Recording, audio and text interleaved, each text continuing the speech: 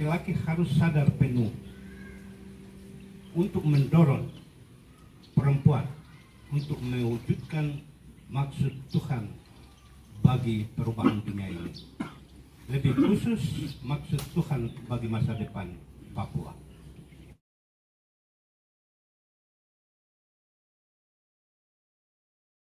Secara singkat, untuk melestarikan apa yang menjaga, dan hari ini perayaan, tetapi kemudian tindakan perayaan ini kita yang ada mewakili pergumulan di tanah ini, umat Tuhan yang menyebar di seluruh tanah Papua ini akan terus menggerakkan dengan pertolongan kuasa Tuhan pemilik tanah ini, bahwa ada rahasia rancangan agenda Tuhan yang tidak bisa kita lihat hari ini,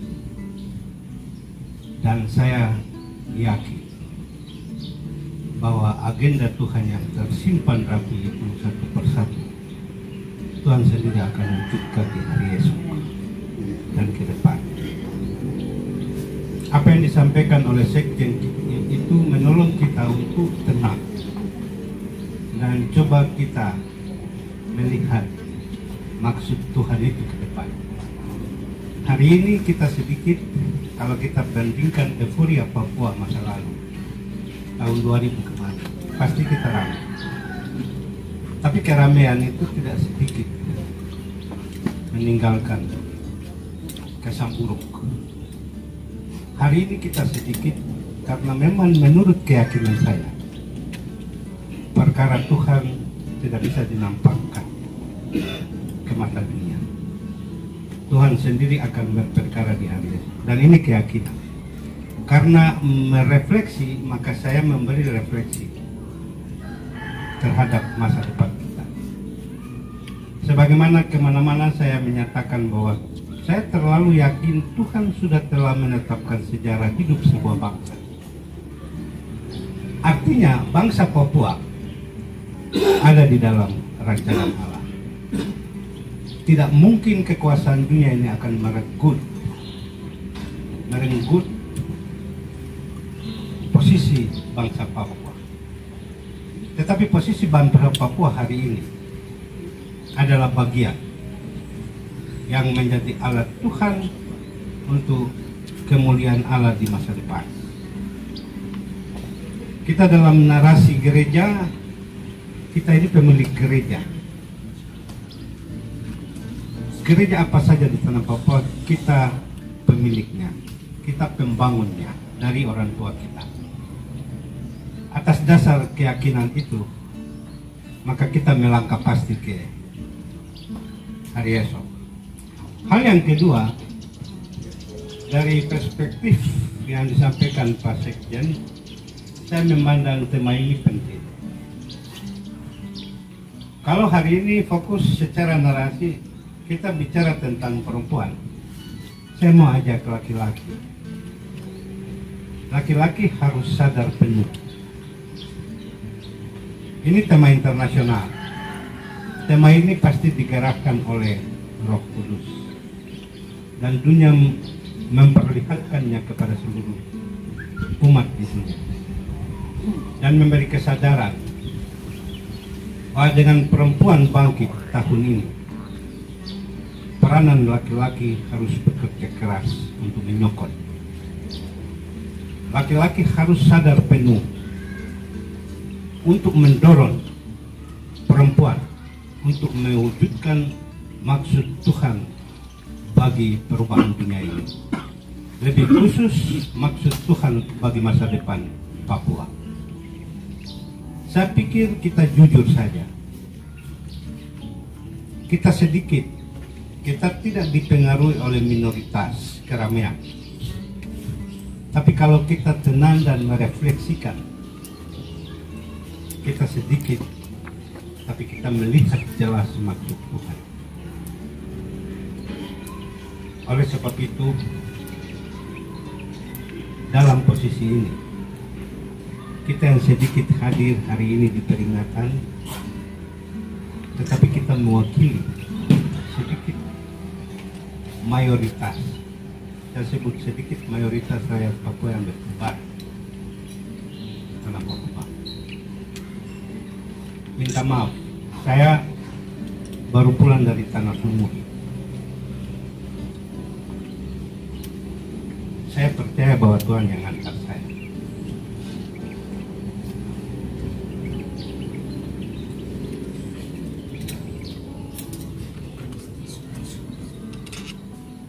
Dalam kekecewaan, bertanya kepada Tuhan.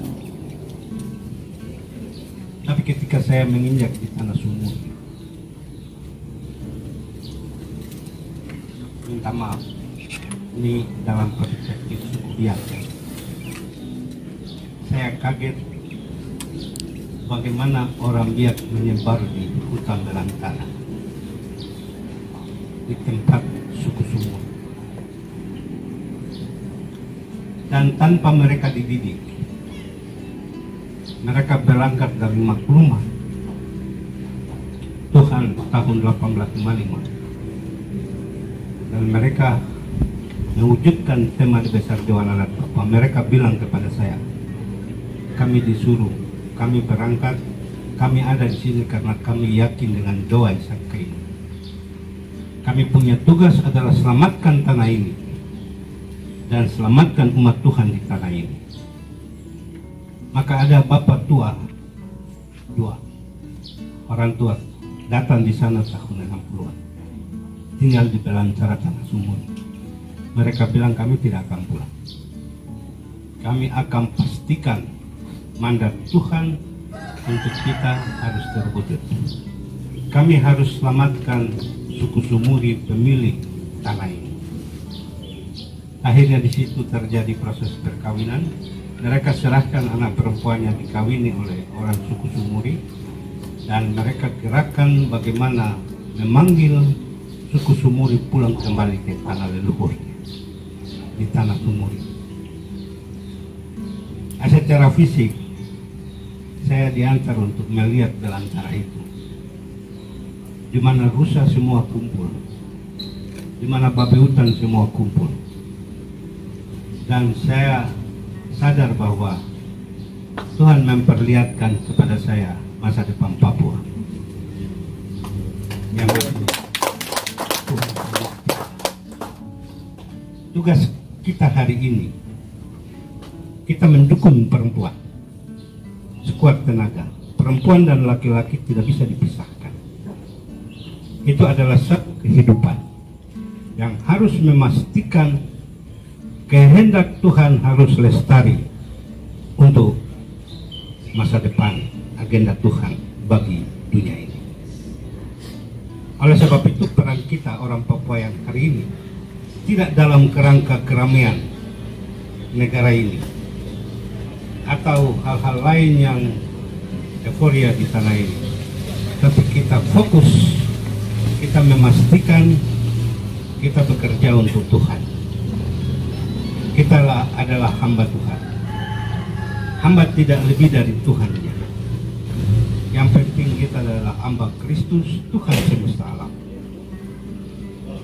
Tuhan Yesus adalah Tuhan yang awal dan akhir. Dia bukan Tuhan yang terbatas pada institusi. Dia bukan Tuhan yang terbatas pada suku bangsa. Tapi dia awal dan yang akhir. Atas dasar itulah saya optimis. Ada agenda yang tersimpan, agenda Tuhan yang tersimpan rapi. Mari kita tenang, kita bekerja keras dengan tenang, kita hindari diri dari keramaian. Pesan sekjen penting, kita fokus menjaga anak-anak kita untuk menyambut masa depan Papua. Setelah saya pulang, refleksi ya, di Biak lagi rame dengan satelit empat gembang. Dan di Biak juga akan ramai dengan Repsol, perusahaan minyak terbesar dunia akan kembali. Dan saya berani sampaikan ini di depan Bapak Ibu karena tahun 2012 saya dilibatkan dalam Direktur Utama Repsol dalam menjelajahi Selat Biak dan Yapen. Mereka temui 2 sumur, 9 sumur besar, dan lagi rame, tapi ramenya di kalangan kelompok orang berkepentingan di tanah ini. Tapi itu perlu menjadi informasi bagi kita untuk merefleksikan apa yang menjadi maksud Tuhan di masa depan bagi orang Papua. Problem kita hari ini adalah mari kita serius.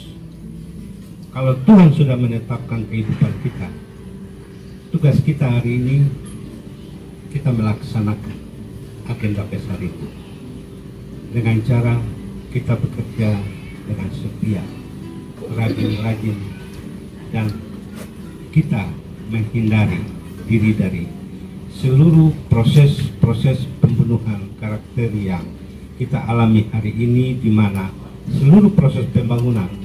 Saya sampaikan kepada saya punya Mananir, tadi malam kami diskusi, saya punya Mananir datang, saya bilang kamu pergi ketemu Tabi. Kami ketemu dengan Tabi karena di sana kita punya misi perasaan sama untuk masa depan Papua. Kamu bawa pengalaman di sana, pulang. Kita mulai persiapkan Biak, Tabi mempersiapkan Tabi, kita bangkitkan yang lain. Kita berjalan dengan kekurangan yang ada. Jangan kita pesimis, kita tetap optimis karena di atas seluruh kekuasaan dunia yang dijelaskan oleh Sekjen, hanya satu yang pasti. Tuhan pemilik dunia ini, dia pula adalah pemilik tanah Papua. Dan dia sedang ada di tengah kita. Persoalan kita, mari kita dekatkan diri dengan dia, dengan mengimplementasikan agenda-agenda dunia yang sekarang kita rayakan. Kita bekerja terus dengan optimis bahwa Tuhan pasti selamatkan kita. Dari awal Tuhan sudah ciptakan tanah ini dan menempatkan kita. Tuhan tidak mungkin hilangkan kita di atas tanah ini. Amin. Optimisme saya. Itu saja, saya pikir refleksi ini saya merangsang juga untuk ke Bapak Ibu supaya ya beberapa waktu ke depan siapa yang merasa sampai hati ini terinspirasi berdiri dan sampaikan. Saya pikir hari ini Tuhan ada di tengah kita dan mendengar pergumulan kita. Terima kasih, Jo Suba. Suba Jo.